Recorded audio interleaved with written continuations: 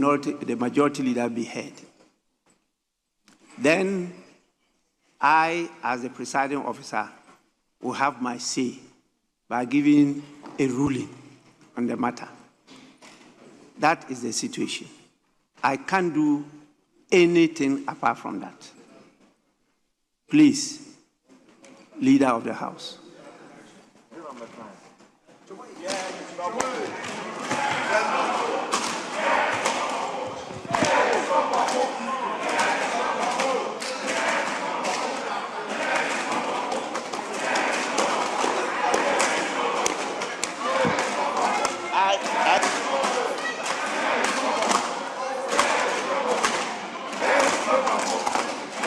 Majority Leader.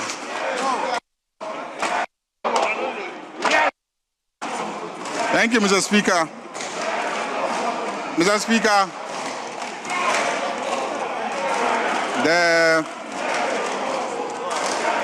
issues before this House have to do with a letter written by the clerk of the Parliament to the Electoral Commission dated 4 December 2025. In the letter, the clerk, Ebenezer Ehuma Jethro, had written to the chairperson of the Electoral Commission, and it reads, occurrence of vacancy in the membership of Parliament. And it said, in exercise of the powers conferred and the duty imposed on the clerk to Parliament by Article 112, Clause 5, as amended, of the 1992 Constitution of the Republic of Ghana, as amended, I, Ebenezer Ehuma Jethro, the clerk to Parliament, do hereby formally notify you of the occurrence of a vacancy in the membership of Parliament, occasioned by the order of the High Court, Tamale, for a rerun of the Panda parliamentary elections, given on the 24th day of November 2025. This notification is pursuant to the service of a court order on the clerk to Parliament as the fourth respondent in the suit numbered NR/HC/E13/22/25. Accordingly, notice is hereby given. Mr. Speaker, on the strength of this communication from the clerk to the chairperson of the Electoral Commission, the minority today, this morning, made a statement pursuant to the provisions on statements on urgent public matters. Mr. Speaker, when the minority chief whip made the statement, he demanded that the clerk be made to withdraw the letter he has written to the Electoral Commission. Mr. Speaker, I was not in the chamber at the time that the statement was made by the minority chief whip. I came in and I saw that the majority chief whip was on his feet and the members of the minority were on their feet, behaving the very way that they are behaving now. And so I then urged the minority to allow for comments to be made, but they persisted behaving the way that they are behaving right now. Mr. Speaker, they continued behaving this way until the first deputy speaker, who was presiding, decided to get up on his feet to try and then bring order in the House. Mr. Speaker, he stood for a very long time, and they did not.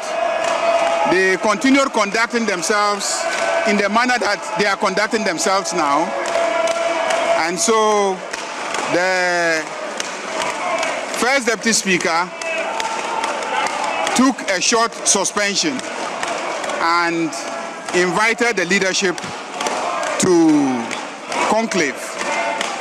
When we went into conclave, the minority leadership refused to show up. They refused to show up, and subsequently, Honorable Habib came and said he had been mandated by the leadership to represent them in conclave. So in conclave, we tried to discuss the situation and to find out exactly what the problem was. It turned out, Mr. Speaker, that they said on the 4th, on Thursday, 27th of November, 2025, you had given a ruling regarding the rerun of the Kwandai parliamentary elections.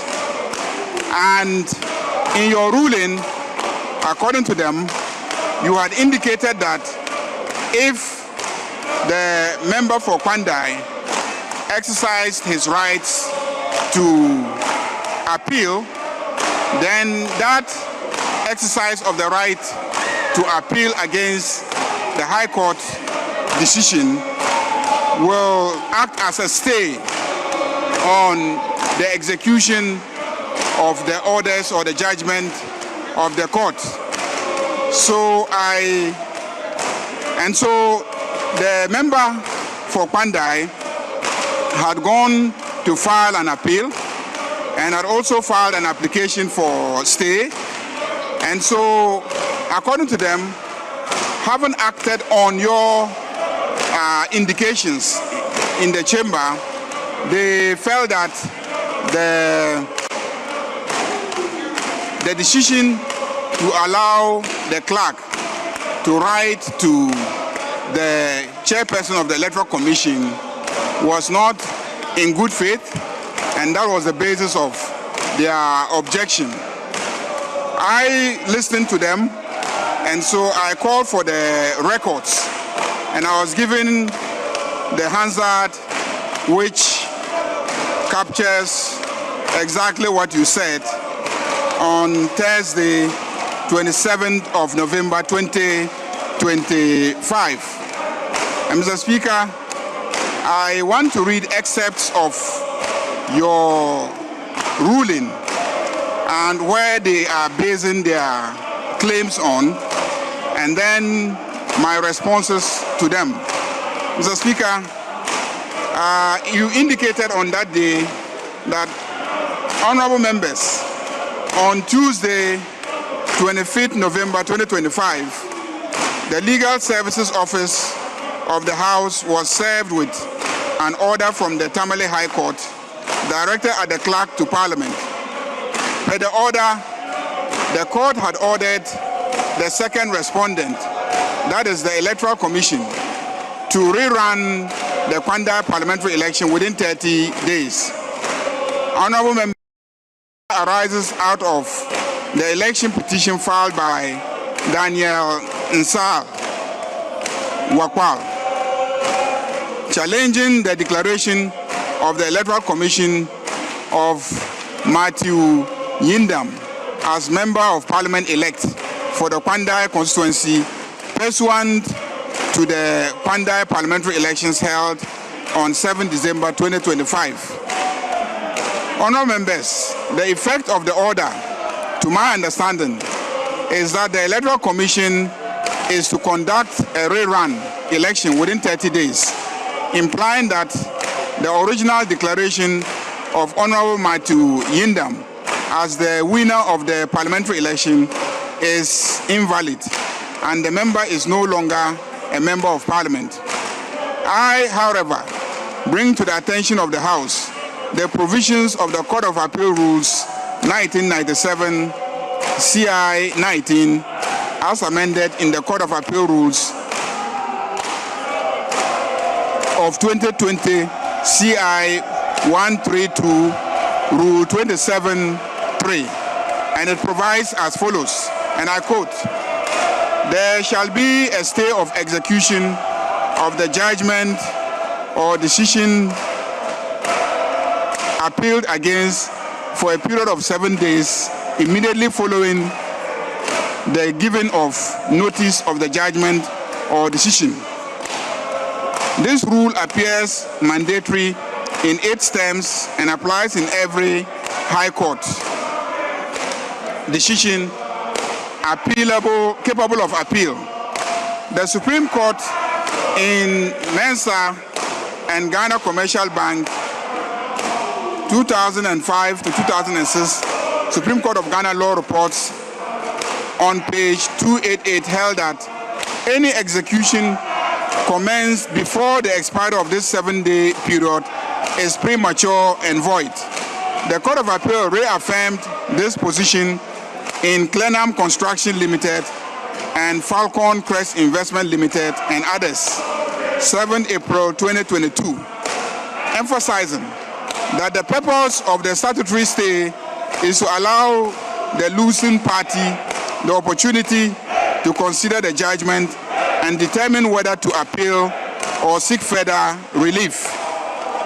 Justice Bar J.A. explained that the position of the law does, and I quote him, "The plain meaning, scope, and effect of Rule 27(3)(b) of CI 19 is that in respect of any ruling, judgment, or decision of the High Court of whatever description, in respect of which an appeal can be filed, and further, in respect of which an application for a stay of execution or proceedings could be filed, there shall operate a statutory stay of execution or proceedings for a period of 7 days. The apparent intent of the law is to enable the vanquished to ponder over and scrutinize the bona fides of the ruling decision or judgment in order to decide on whether or not to appeal. It is when a decision is made to appeal that an application can be made to the High Court under Rule 27(1)(a) of CI 19 or to this court under Rule 27(1)(b) of CI 19. Unquote. In this instance, the ruling of the Tamale High Court was delivered on 24th November 2025. The statutory 7-day stay, therefore, remains in force until 1st December 2025. During this period, the ruling of the High Court cannot form the basis for the Speaker to instruct the Clerk to Parliament to notify the Electoral Commission that the Pandai seat is vacant. Mr. Speaker, you then added, in addition to the above, should Mr. Yindam exercise his right of appeal, such as an application under Rule 27(1)(b) of CI 19, it may impose a further suspension on the enforcement of the judgment until the application is determined by the appropriate court. This rule appears to prevent the subject matter of the appeal from being altered or prejudiced while the appeal processes are pending. Therefore, before the initial 7-day statutory stay, the filing of a stay application may yet introduce an additional layer that may prevent changes to the status of the honorable member within the meaning of Article 97 and 99 of the Constitution. The attention of the House is also brought to Article 105 of the 1992 Constitution, which provides that a person who sits or votes in Parliament knowing or having reasonable grounds for knowing that he is not entitled to do so commits an offense. It is crucial to emphasize that Article 105 is penal in nature. Should the honorable member know that he ought not to be in the chamber and he participates in the activities in the chamber. Honorable members, it is therefore premature to say that Mr. Matuyindam is disqualified from entering and participating in the proceedings of the House, because this period still falls within the 7-day mandatory stay of execution of the order. Honorable members, this is not a declaratory order. It is an executive order that was delivered by the High Court. And so the honorable member is right to have been in the House yesterday and to have participated in the proceedings.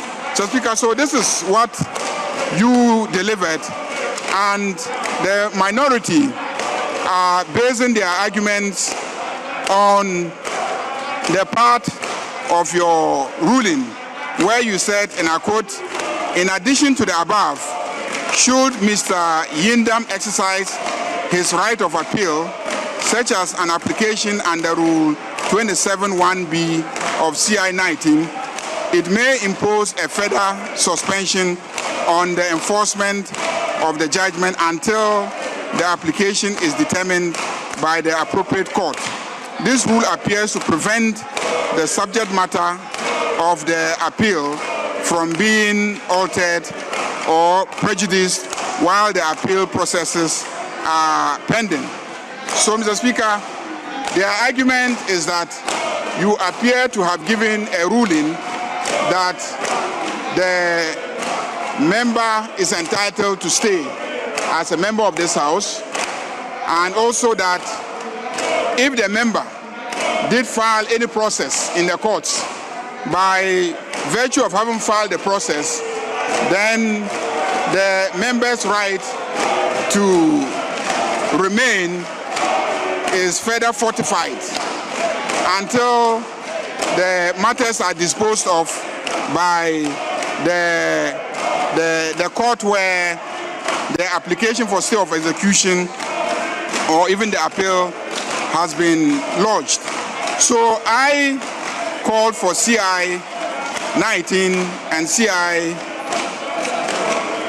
as amended by CI 132. Mr. Speaker, and I read CI 132(1) to them.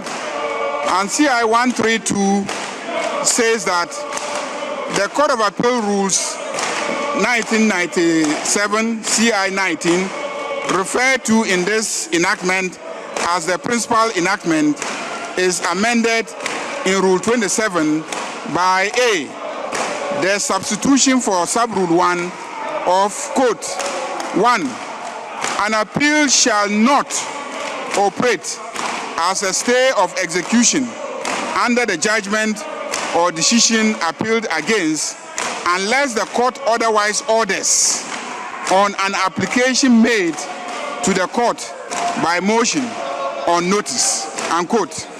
Mr. Speaker, I referred my friends on the other side to this provision of CI 132 and tried to indicate to them that filing an appeal or even filing a motion or notice will not automatically serve as a stay of the execution of an order of a court.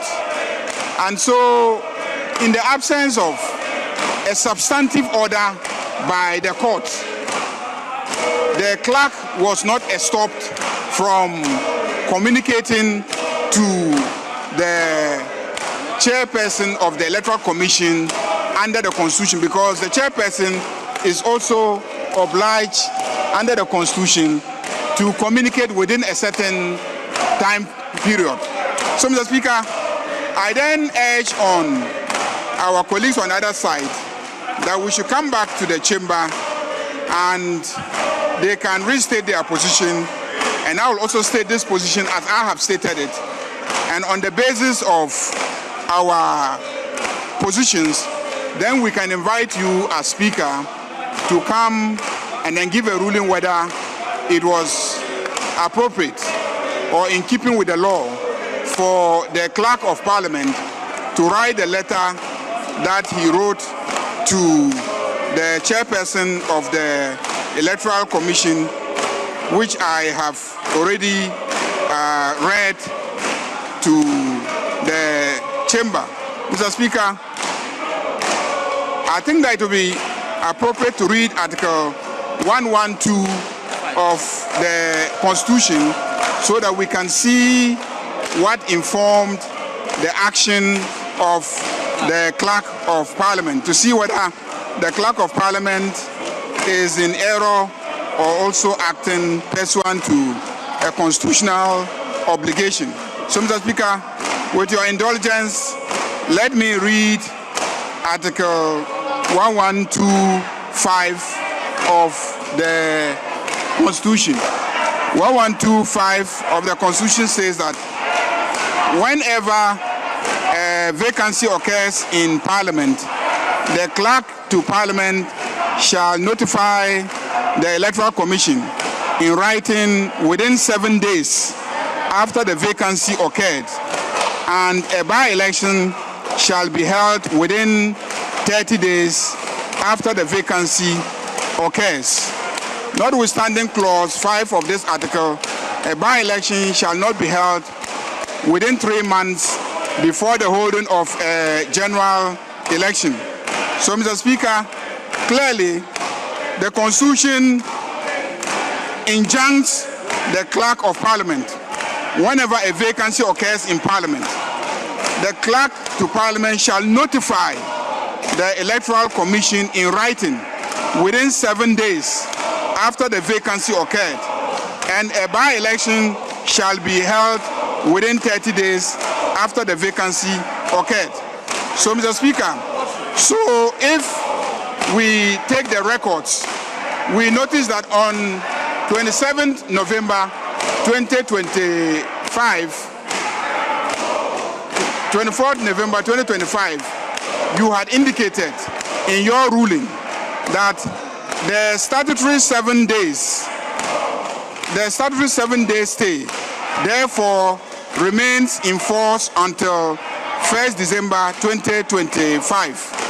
So once the statutory 7 days was in force till 1st December 2025, it means that the obligation of the Clerk of Parliament will start counting on the 1st of December 2025. So within 7 days of December, the clerk was obliged constitutionally, pursuant to Article 1125, to notify the clerk. So on the 4th of December, the clerk wrote to the Electoral Commission indicating that there was a vacancy because the clerk had been served by the order emanating from the High Court indicating that the court had ruled that there should be a rerun of the election in the Kwandai constituency. So, Mr. Speaker, I think that what you are being invited to rule on here today is whether the clerk erred in communicating to the Electoral Commission that a vacancy has occurred.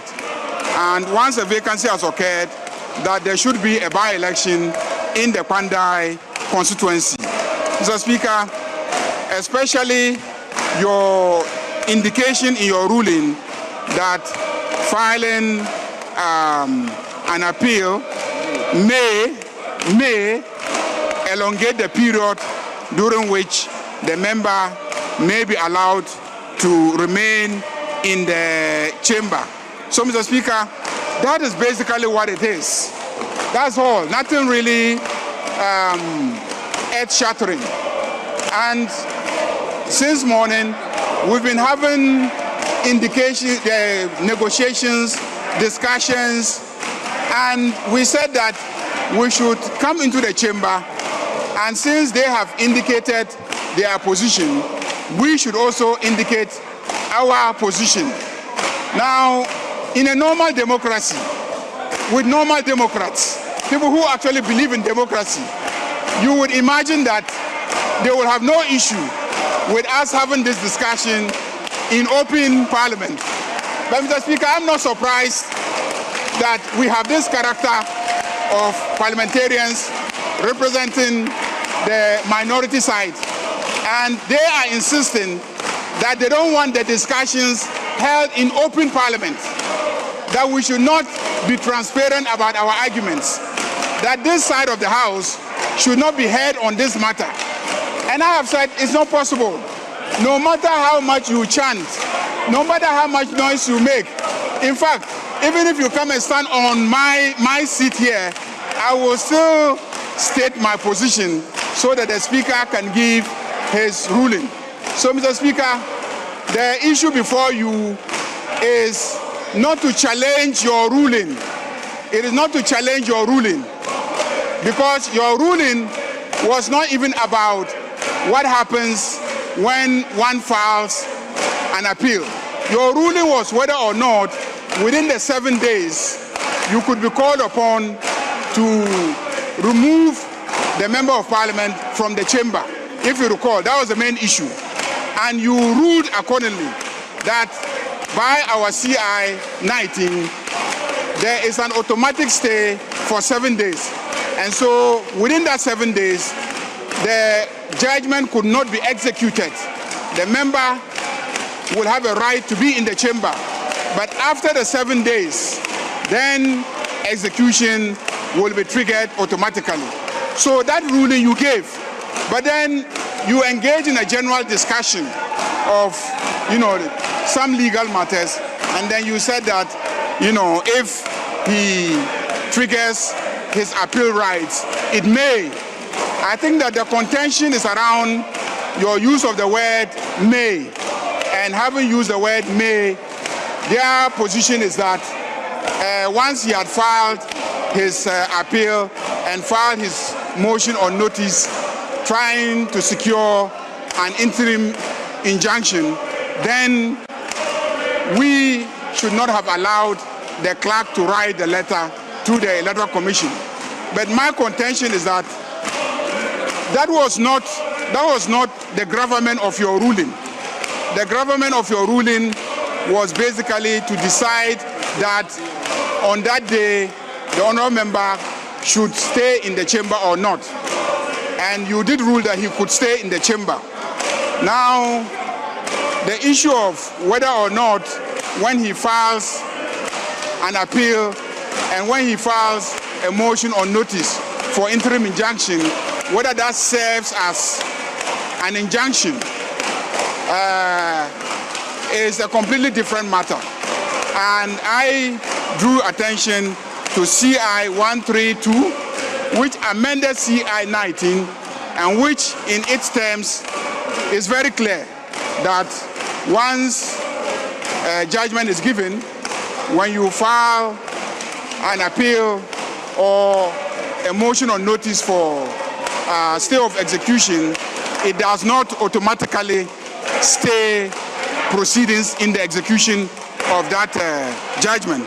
So, Mr. Speaker, this is what you are being called upon to decide, and unfortunately, I am surprised that our friends on the other side will not want this fact to be stated so that Ghanaians will know why they are in black.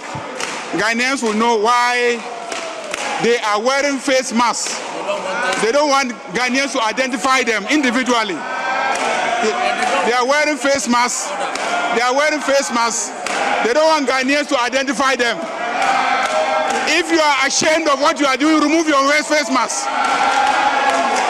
If you are ashamed of what you are doing, then don't do it. If you have the courage to do them, don't wear face masks to do them. I'm not wearing a face mask. I am very confident. And I can assure you that I will not be distracted. You can say anything about Boku, I will not respond to you. You can say anything, I will not mind you. I will remain focused. I will let the Ghanaians know that you are only pretending to be Democrats. You are not Democrats. Because if you are Democrats, you will allow Ghanaians to hear what is it that you are fighting. But you don't want Ghanaians to hear the facts because you know that the facts are not on your side. You are fighting for justice, but you don't want Ghanaians to know the facts on the basis that you are fighting for justice. How will the Speaker rule if the Speaker has not heard all sides of this matter? The Speaker cannot rule. That is why since morning, my side has insisted that we will speak to the facts so that the Speaker can rule on the matter. And I am insisting that we will not allow this matter to be treated in secrecy. It must be treated in the full glare of the media. I want them to capture the facts based on which you are mounting your protest so that Ghanaians will be the judges as to who actually is right in this matter. So, Mr. Speaker, basically, those are the facts. And I hear them talking about Boku. I will restrain myself today because His Royal Majesty, the Otumfuo, has indicated that he will bring the report on Boku on the 17th to present to His Excellency the President. When he presents his report to His Excellency the President, we will see where the matter will end. Mr. Speaker, on that note, I thank you very much.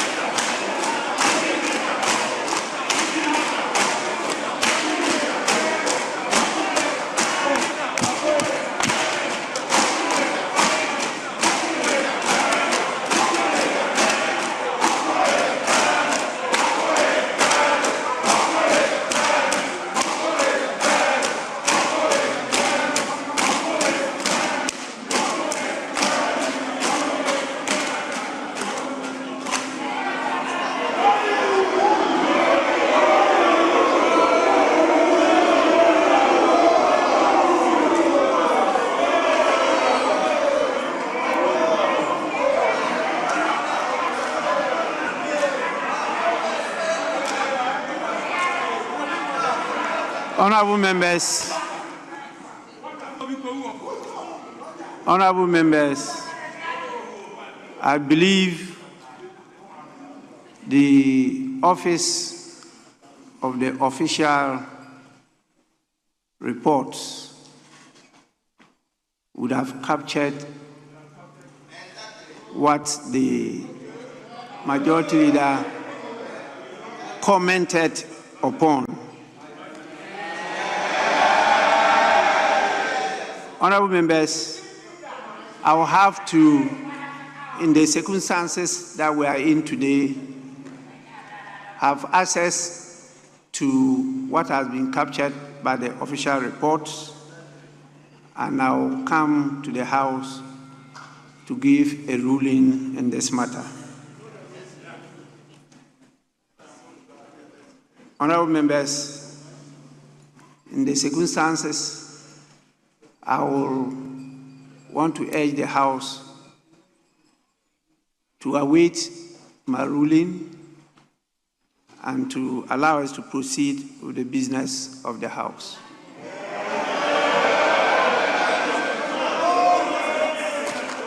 No way, no way, no way, no way, no way, no way, no way, no way, no way.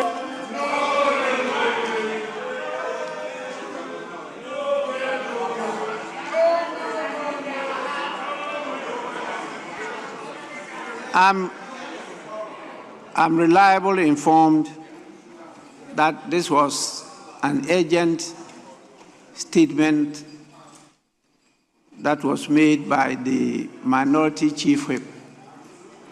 And so I think this matter would have come under item 8. And being an urgent statement of public concern, the First Deputy Speaker granted leave after the indulgence of the House. And so the rules were properly applied. It means after item 8, subject to the convenience of the House, I want us to take item 9, which is at the commencement of public business. Item 9, presentation of papers.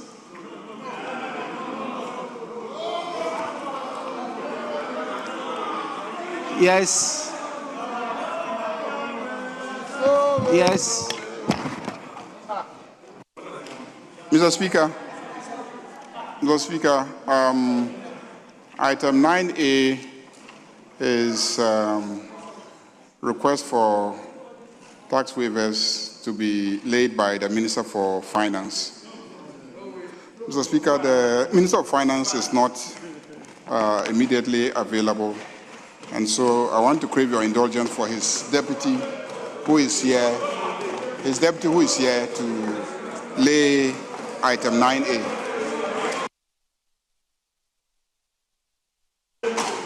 Yes, minority.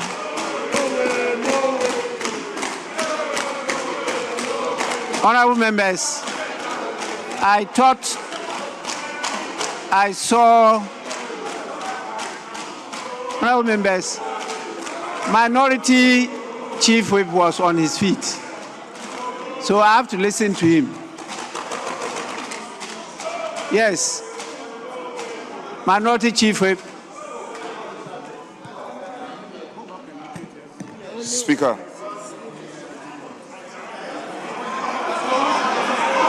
You can get up, get up, get up, get up,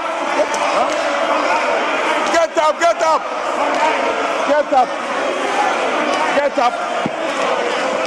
You can get up. You can get up.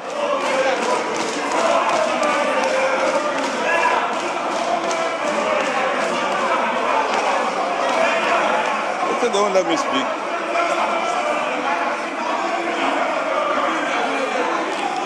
Yes, Minority Chief Whip. Speaker,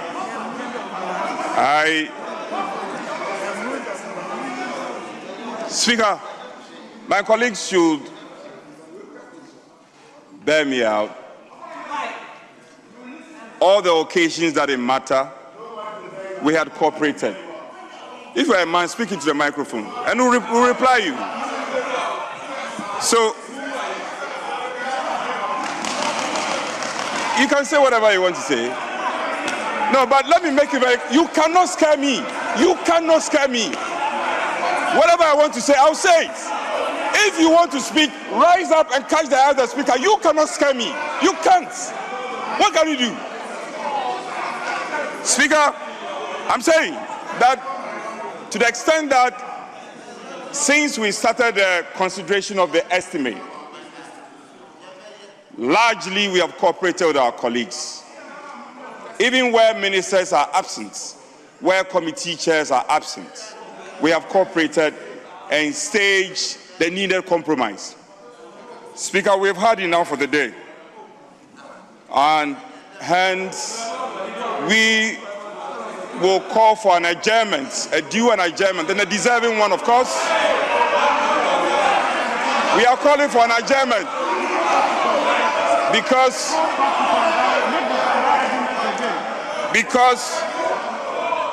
well, for the records, we want to make it very clear to you that you cannot scare anybody here. Now, until Pandai is resolved, government business will suffer. Get away. Get it clear. Get it clear. Until Pandai, I put it to you that until Pandai is resolved, government business is going to suffer. And from henceforth,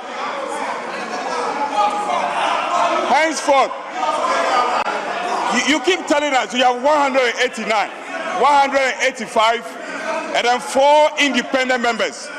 Go and marshal your numbers and come and do your business.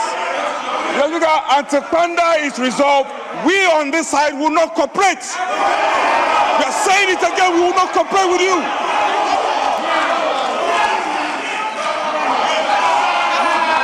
And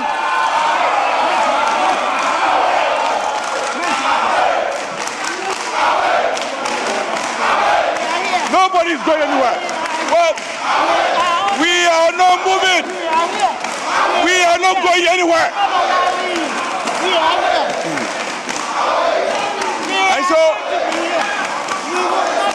And so, Speaker,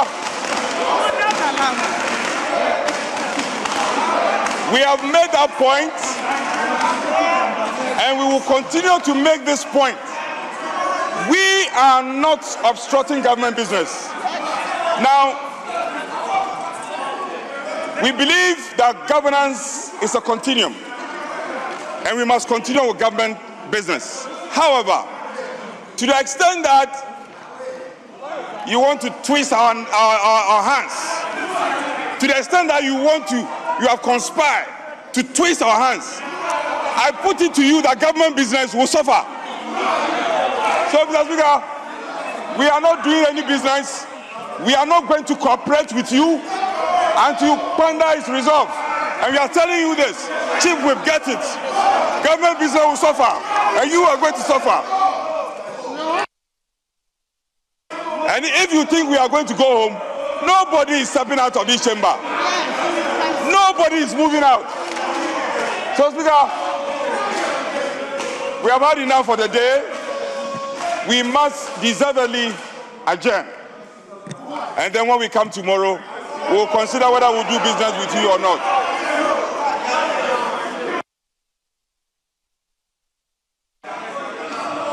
Honorable members, I put the question. Those in favor of adjournment, say aye. Those against adjournment, say no.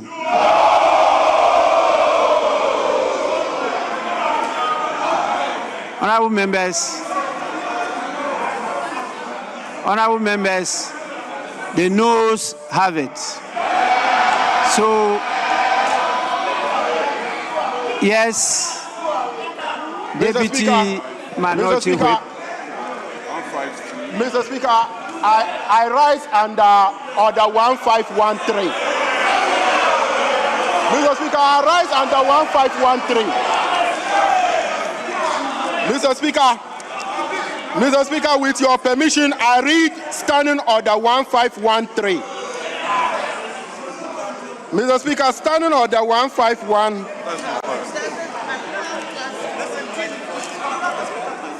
Mr. Speaker, Standing Order 151(3) states that a member may challenge the decision of the Speaker on the voice vote, and the Speaker shall determine whether to call for a head count or electronic vote. Mr. Speaker, in this case, we call for a head count.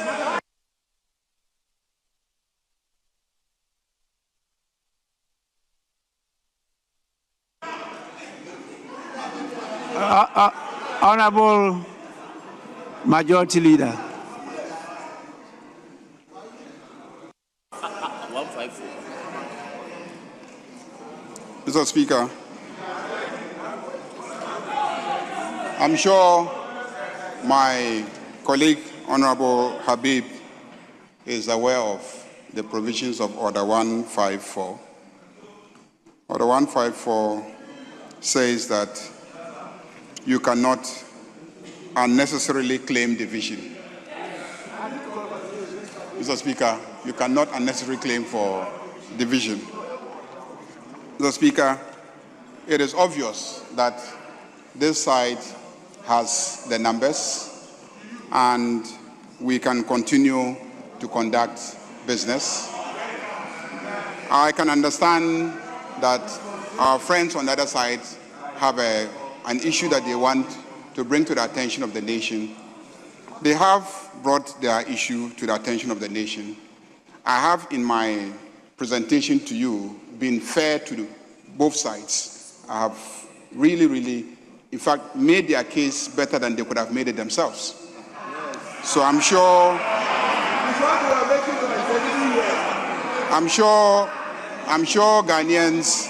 Ghanaians know the basis of their protest. And I'm not running away from the basis of your protest. I don't easily run away. Mr. Speaker, the issue is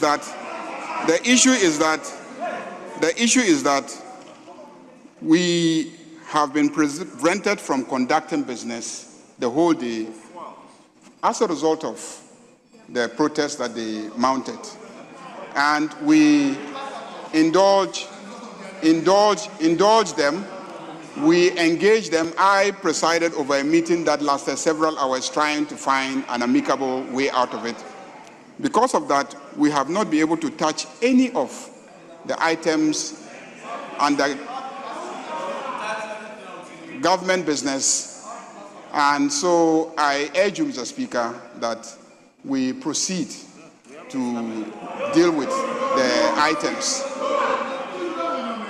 Mr. Speaker, that is my Honorable members, it is clear that the Deputy Minority Whip has challenged my decision on the voice vote.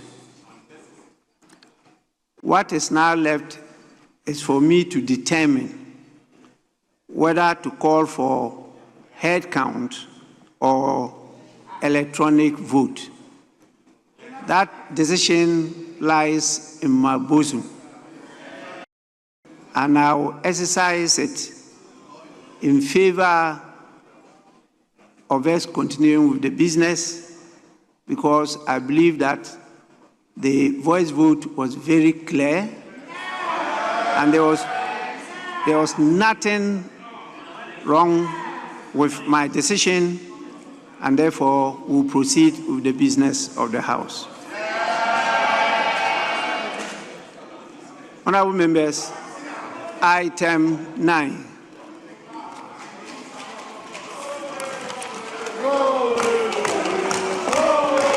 (9A) by the Minister for Finance.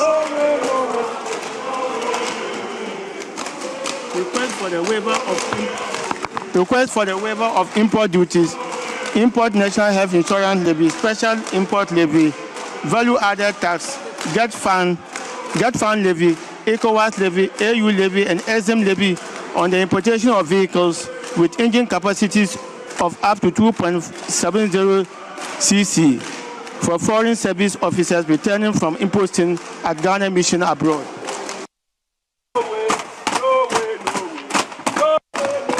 Honorable members, the request for the waiver of the duties, taxes, and levies are accordingly referred to the Committee on Finance for consideration and report to the House. Yes. Mr. Speaker, the item 9B is brought to this House by the Minister for Foreign Affairs. Mr. Speaker, the Deputy here. Mr. Speaker, the Deputy Minister for Foreign Affairs is in the chamber, so I want to crave your indulgence for the Deputy Minister for Foreign Affairs to lay item number 9B.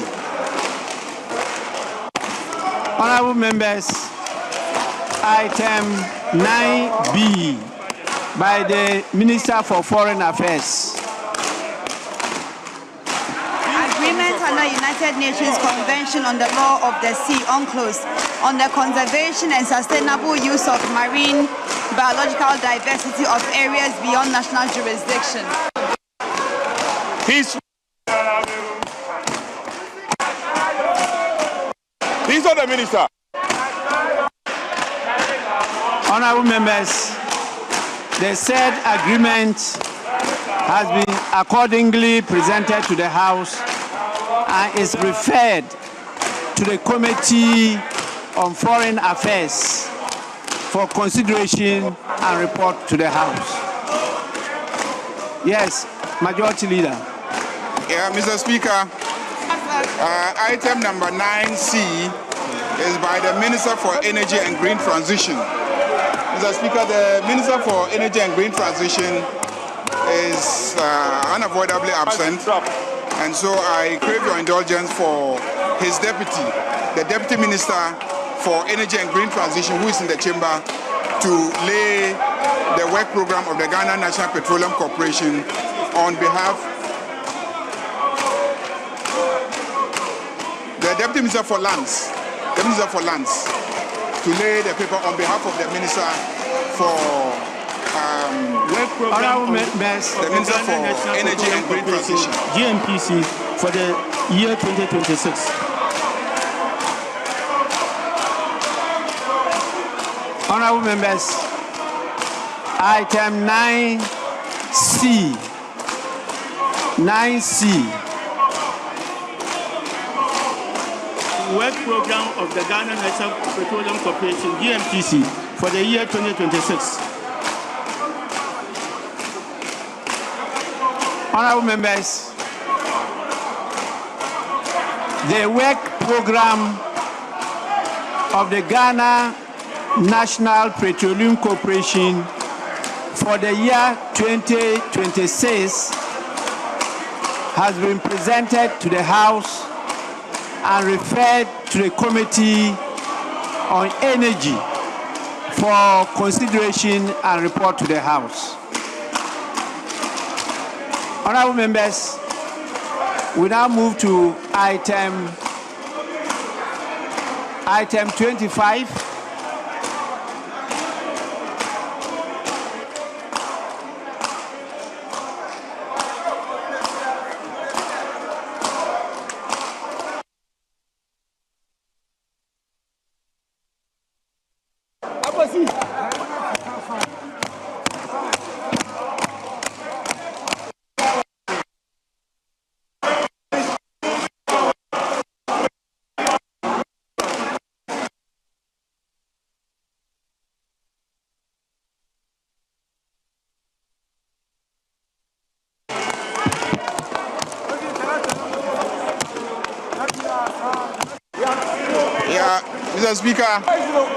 Mr. Speaker, we will now take item 25. Mr. Speaker, I crave your indulgence so that the Deputy Minister for Lands and Natural Resources Honorable Yusuf Mr. Speaker, we are will not in move the agreement. motion, He cannot lay and that. then we He can is not take a speaker. the You motion, are not Mr. the Speaker. minister.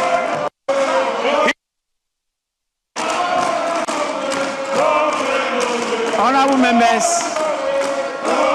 Honorable members. Mr. Speaker, the chairman of the committee will move the motion. Honorable members, item 26. Item 26 is supposed to be presented by the chairman of the committee.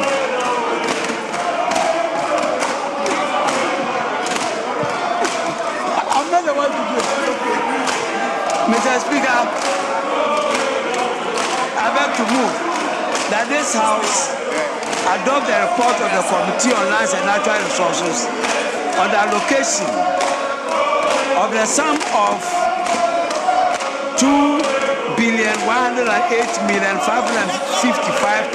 2,108,555,490 Ghana cedis for the services of the Ministry of Lands and Natural Resources for the year ending 31st December 2026.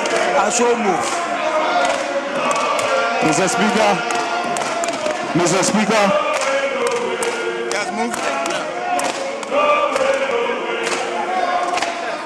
Mr. Speaker, I rise to second the motion. Any seconder. We will allow Any seconder.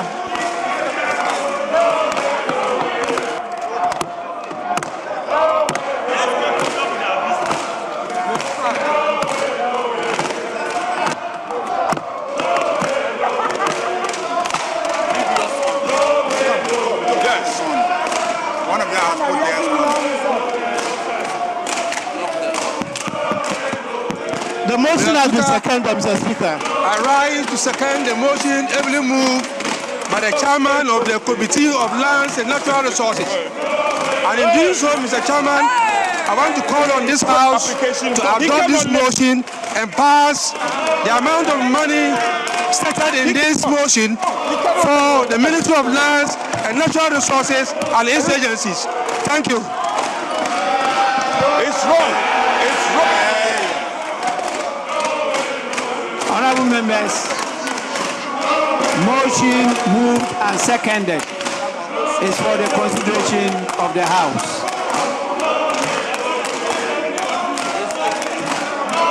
Mr. Speaker, I think you can put the question.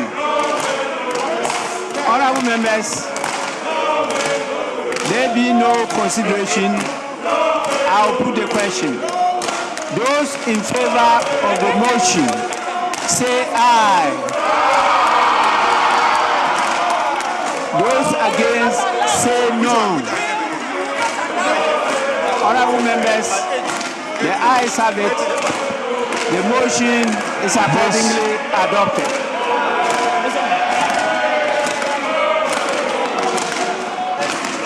This is the views of the majority. Mr. Speaker, we will take item number 18, which is the Ministry of Labor, Jobs and Employment. Mr. Speaker, so we'll take item number 18.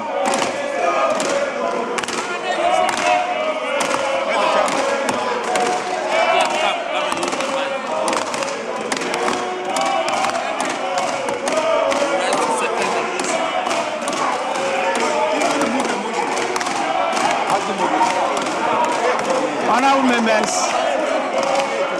item 18, motion, chairman of the committee. Okay, yeah, I have it here. Thank you, Mr. Speaker. Mr. Speaker, I rise to second the motion, and he's moving. He has moving.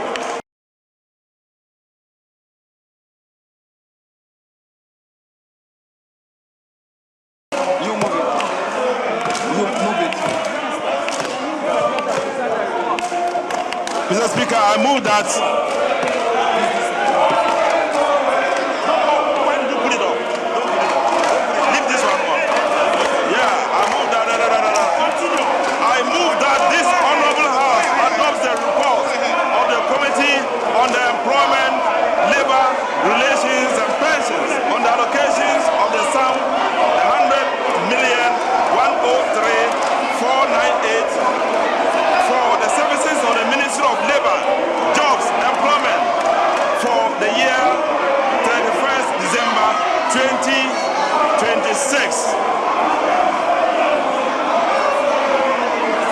Mr. Speaker, I rise to second the motion, and doing so, present your committee's budget report.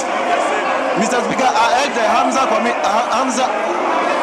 department to capture entire report as having been read.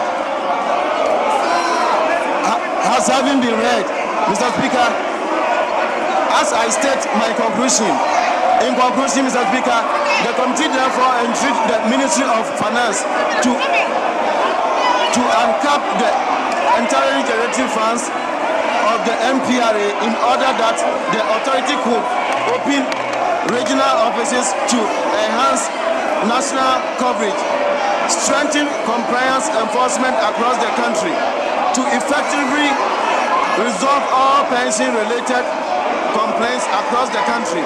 Mr. Speaker, the National Labour Commission is pivotal in settlement of labor disputes in Ghana, giving it statutory mandate of ensuring compliance with labor laws and standards.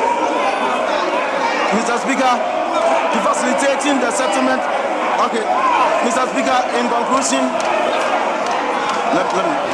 Mr. Speaker, in conclusion, the committee accordingly to commence the House of this report and to approve a sum total of 142,307,063 Ghana cedis for the Ministry of Labour, Jobs and Employment for the discharge of each mandate. I thank you, Mr. Speaker, for the opportunity. I respectfully submit. I thank you, Mr. Speaker.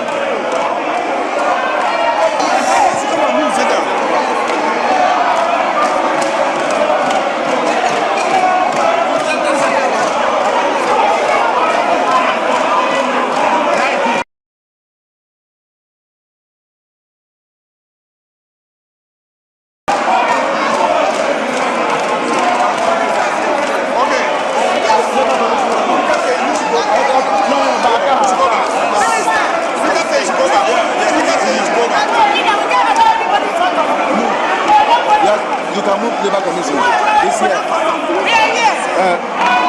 National Labour Commission. So they are here.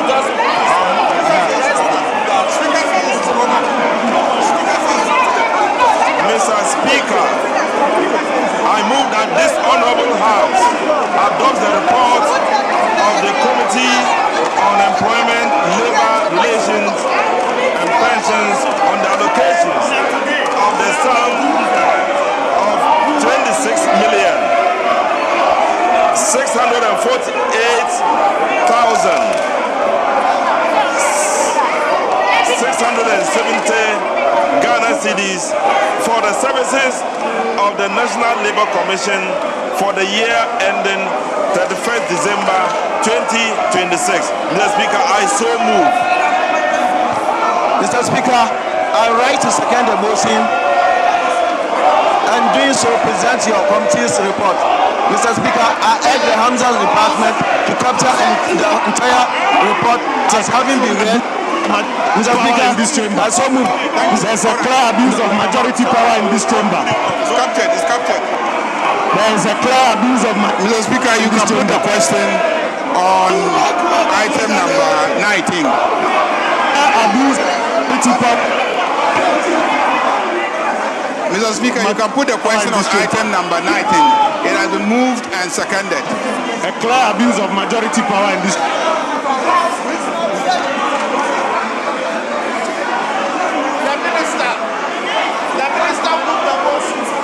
The minister, seconded by the chairman. Yes. The minister moved, the chairman seconded and presented. You guys, we will meet you outside.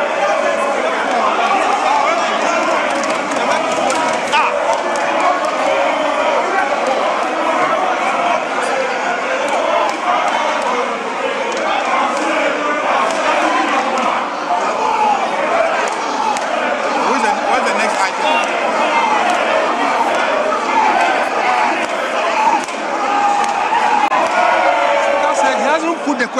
night. He wants to do it before. Before, okay. So it means that we have to repeat the night. So those who go to go far. Okay. Can labor with this? They shouldn't go far.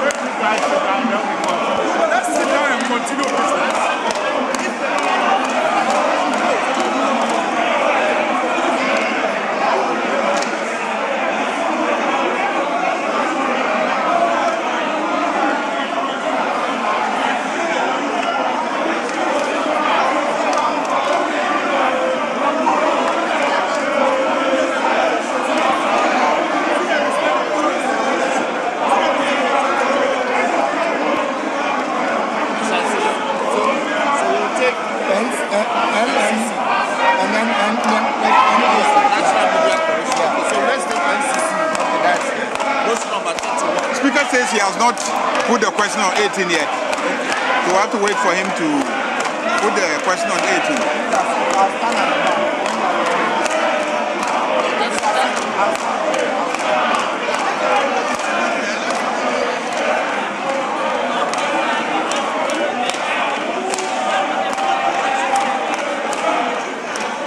Honorable members, please resume your seats.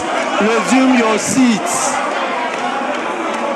Resume your seats. Occupy your seats. Occupy your seats. Speaker says we should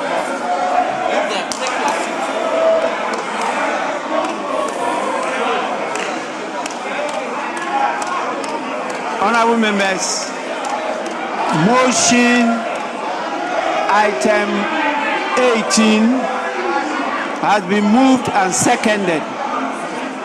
Since there is no further consideration, I put the question. Those in favor of the motion, say aye. Those against, say no. Item number 19. Honorable members, the ayes have it. The motion is adopted. No, 19. You have to repeat it. Where's the minister? She come. No, he says that he didn't put the question.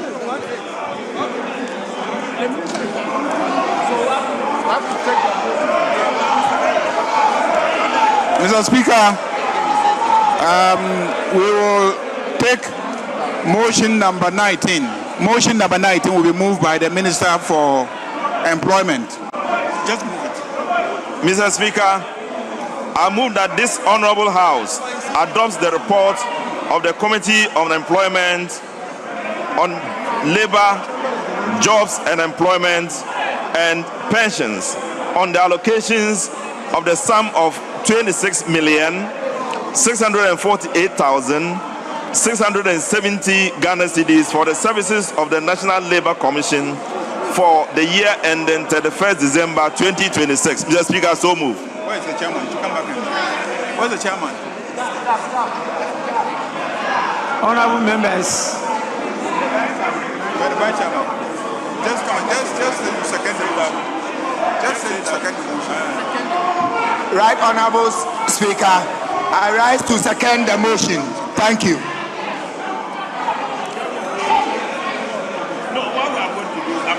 Honorable members, I heard the motion being moved. The one who seconded the motion, I don't know who has seconded the motion. Please, you have not disclosed who you are. Who seconded the motion? Right, Honorable Speaker, I am the Vice Chairman of the committee. And in seconding the motion, my name. I'm the Vice Chairman of the committee. My name is Isaac Ashai Odampton. In seconding the motion, I present the report and ask the House to approve to capture. I ask the Hansard to capture the entire report as though it's been read, and call on the House to approve the sum indicated in the report. Thank you. Honorable members, motion moved and seconded is for the consideration of the House. Mr. Speaker, you may put the question. Honorable members, I put the question. Those in favor of motion item 19 on the order paper, say aye. Those against, say no. Honorable members, the ayes have it. The motion is accordingly adopted.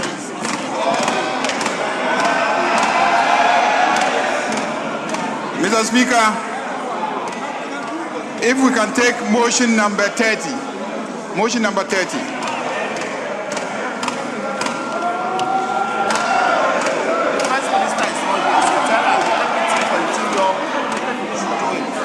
Honorable members, motion number 3030. Mr. Speaker, moved by the chairman of the committee. Where's the chairman? Where's the chairman of the okay, chairman, okay. Defense and Interior. Defense and Interior. No, come here. Just say motion number 30. Read it. Just read the whole thing. Mr. Speaker, I rise to move that this honorable House adopt the report of the committee. No, this is Committee on Defense and Interior on the allocation of the sum of 10 million for the services of the Ministry of Defense for the year ending 31st December 2026. I so move.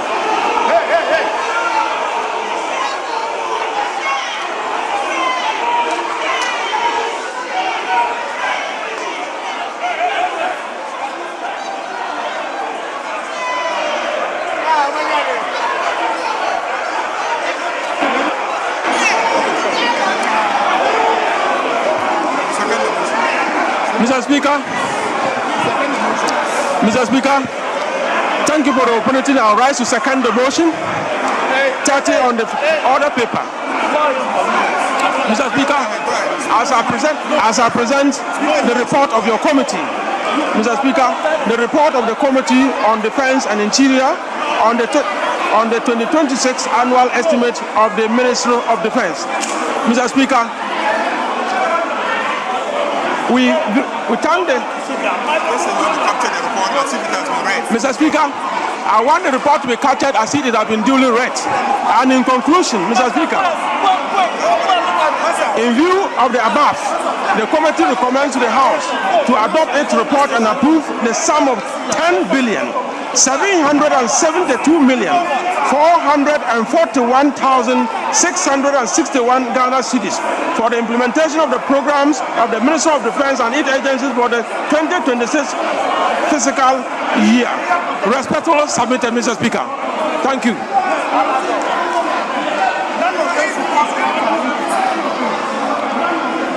Honorable members, the motion has been moved. Any seconder?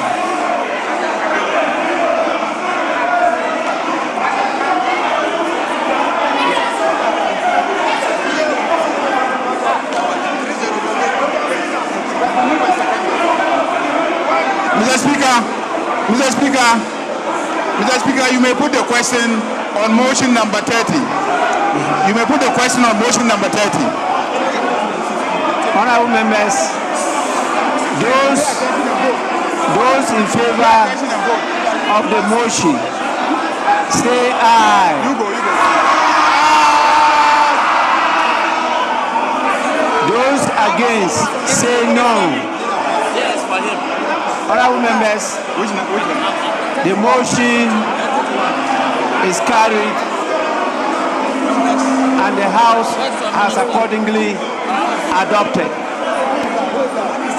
Thank you, Mr. Speaker. Mr. Speaker, let's take motion number 31. Motion number 31. I'll move it and then you second. Mr. Speaker, I move that this Honorable House adopts the report of the Committee on Independent Constitutional Bodies on the allocation of the sum of 100.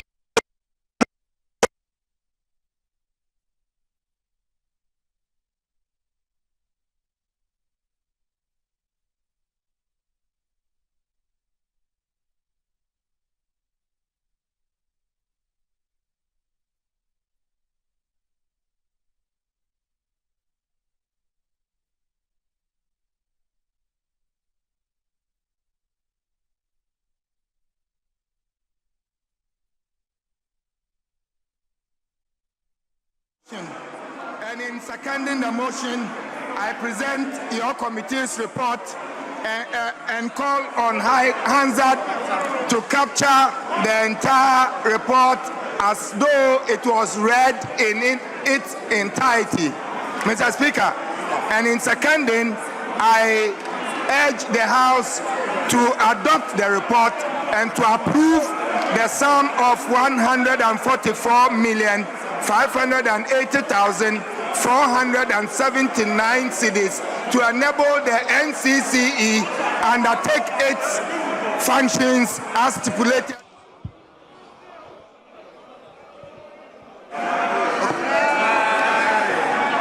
Honourable members, motion moved and seconded is for the consideration of the House. Honourable members, there be no further consideration. I put the question. Those in favor of the adoption of the motion say aye. Those against say no. Honourable members, the ayes have it. The motion is carried.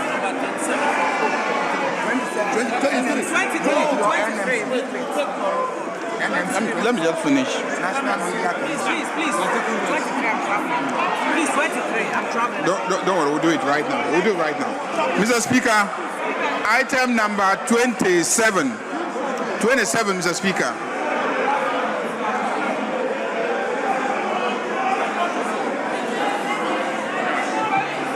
Honourable members, item 27 on the order paper. Motion, Chairman of the Committee. Mr. Speaker, I am the Chairman of the Committee. Mr. Speaker, I move that this Honourable House adopts the report of the Committee on Independent Constitutional Bodies on the allocation of the sum of 12,527,863 Ghana cedis for the services of the National Media Commission for the year ending 31st December 2026. I so move, Mr. Speaker. Motion moved. Any seconder? Mr. Speaker, I am Isaac Ashayo Dampton, a member of the committee, and I rise to second the motion. Mr. Speaker, in seconding the motion, I call on Hansard to capture the entire report as though it's been read in full. Mr. Speaker, I also call on the House to adopt the report and approve the sum of 12,937,000.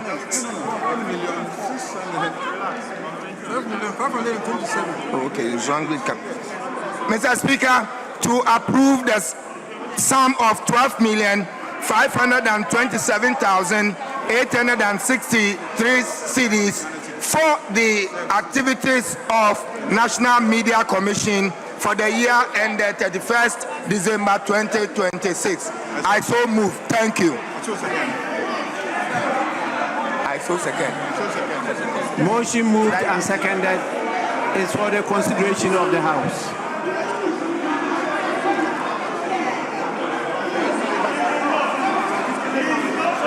Honourable members, honourable members, I put the question. Those in favor of the motion say aye. Those against, say no. Honorable members, the ayes have it. The motion is accordingly adopted.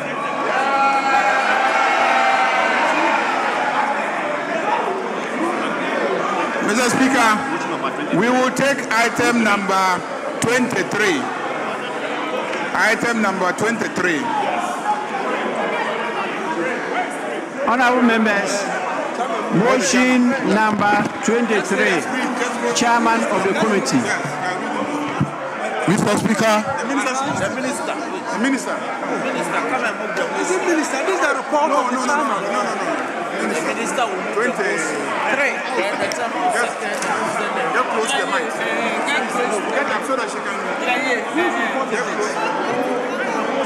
Mr. Speaker, I pray that this honorable house adopts the report of the Committee on Trade, Industry and Tourism on the allocation of the sum of 844,541,234 for the services of the Ministry of Trade, Agribusiness and Industry for the year ending 31st December 2026. I thank you, Mr. Speaker, for the opportunity.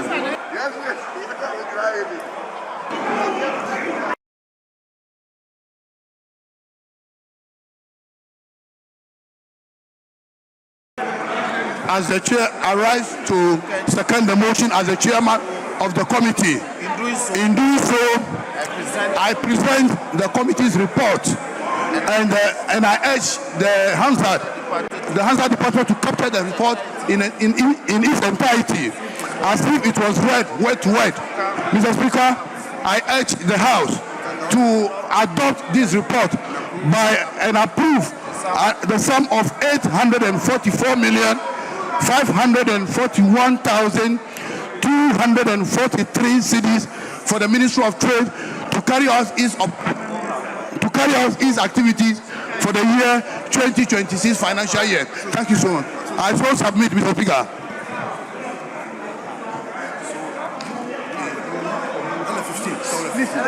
Minister is on his feet. Speaker is on his feet. Everybody sit down. Please go to your seats. Go to your seats, please.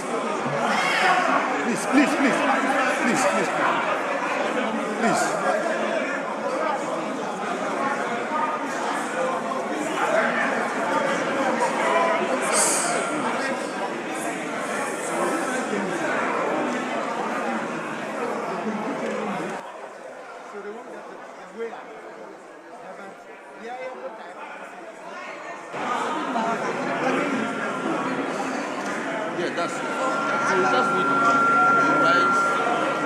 Honorable members,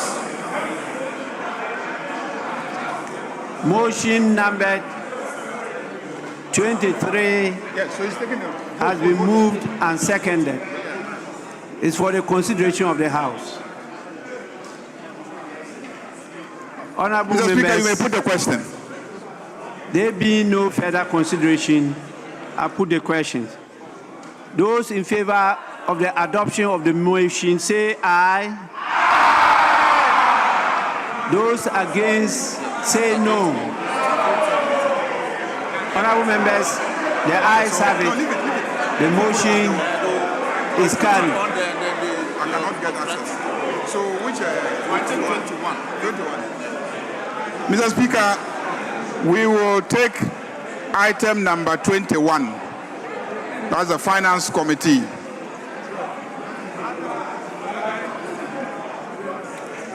Honorable members, item 21 on the order paper. Motion. Chairman of the committee. Move it in the chairman. Mr. Speaker, I rise to move that item number 21 on today's order paper be taken. I so move, Mr. Speaker. So committee, come and second. Honorable members, who moved the motion? Come and second. I didn't get the name of the person who moved the motion. He has moved it. Yeah, he has moved. So just second. Mr. Speaker, I second the motion. Who moved the motion? Who moved the motion? Please, let's capture it properly. Who moved the motion? Mr. Speaker, the Deputy Minister for Finance moved the motion so that the chairman of Finance Committee will second and present the report of the committee.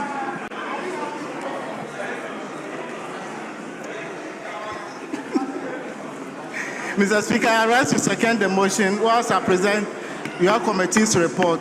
I call the Hazard Department to capture the entire report as having been read, to approve the sum of 4,671,386,737 Ghana cedis.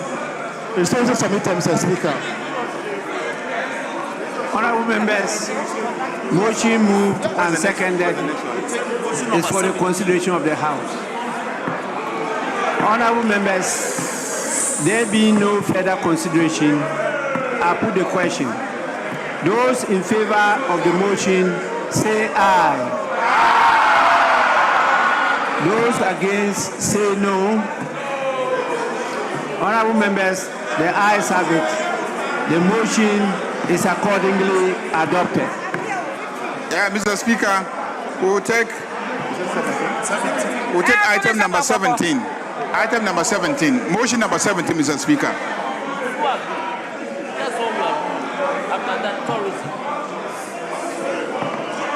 Honorable members, item 17, motion, chairman of the committee. Move the motion and then present the report. Don't press it. Just go ahead. Mr. Speaker, thank you for the opportunity. I wish to move that this House... I move that this House adopts this motion numbered 17 on today's order paper, that the Honorable House approves a sum of 3,037,594 Ghana cedis, 607 cedis for the services of the Ministry of Food, Agriculture for the year ending 31st December 2026. I so move, Mr. Speaker. And in moving, Mr. Speaker, allow me to present your committee's report. I invite, Mr. Speaker, with your leave, for Hansard to capture the full content of this report as if it was read in its entirety. Mr. Speaker, a lot has been done, and so I wish to move that the House accordingly, the committee accordingly recommends that this House adopts its report to approve the sum of 3,037,594,607 Ghana cedis. I so move, Mr. Speaker. Thank you. Any seconder? Mr. Speaker, I second the motion. Thank you. Motion moved and seconded is for the consideration of the House. Honorable members, there be no further consideration. I proceed to put the question. Those in favor of the adoption of the motion say aye. Those against say no. Honorable members, the ayes have it. The motion is accordingly adopted. Mr. Speaker, we will take item number 15. The estimate for the Ministry of Tourism, Culture and Creative Arts. Item number 15. What's your chairperson? Honorable members, motion 1515 on the order paper. Chairman of the committee. Mr. Speaker, I stand to move the motion that an amount of 255,127,941 cedis be approved for the programs and activities of the Ministry of Tourism, Culture and Creative Arts and its agencies for the 2026 financial year. Thank you, Mr. Speaker. I so move. No, in moving, you are presenting the report. In moving this report, in moving this motion, I present the report of the committee, and I urge the Hansard Department to capture the report in its entirety, as if it was read word by word. Thank you. Get up. No, it's okay. Get up. Honorable members, motion number 15 on the order paper, moved and seconded as for the consideration of the House. Honorable members, there being no further consideration, I put the question. Those in favor, say aye. Those against, say no. Honorable members, the ayes have it. The motion is accordingly adopted. Which one?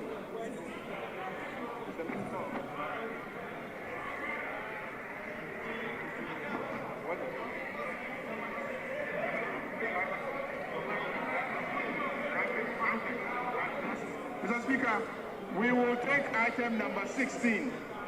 Item number 16, the estimates for the Ministry of Environment, Science and Technology for the year ending 31st December 2026. Don't touch it. Honorable members, motion 16, Chairman of the committee. Mr. Speaker, thank you for the opportunity. Mr. Speaker, I move that this Honorable House adopts the report of the Committee on Environment, Science and Technology on the allocation of the sum of 1,349,588,593 for the services of the Ministry of Environment, Science and Technology for the year ending 31st December 2036. In doing so, Mr. Speaker, I present the committee report.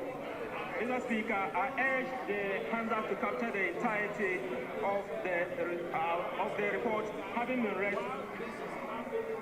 Mr. Speaker, in conclusion, the committee having viewed and examined the 2026 annual budget estimate of the Ministry of Environment, Science and Technology is satisfied that the proposed policies and programs are well aligned with the government industrialization agenda and are likely to contribute significantly to the national economic growth. Accordingly, the committee recommends to the House the adoption of this report and approval of the total sum of 1,349,588,593 Ghana cedis to enable the ministry to effectively undertake its planned activities for the 2026 financial year. I so move. Honorable members, any seconder? Mr. Speaker, I rise to second the motion. Honorable member who has seconded the motion. Mr. Speaker, you can put your question. Please, when you second the motion, the record will show who seconded the motion. Honorable member seconded the motion.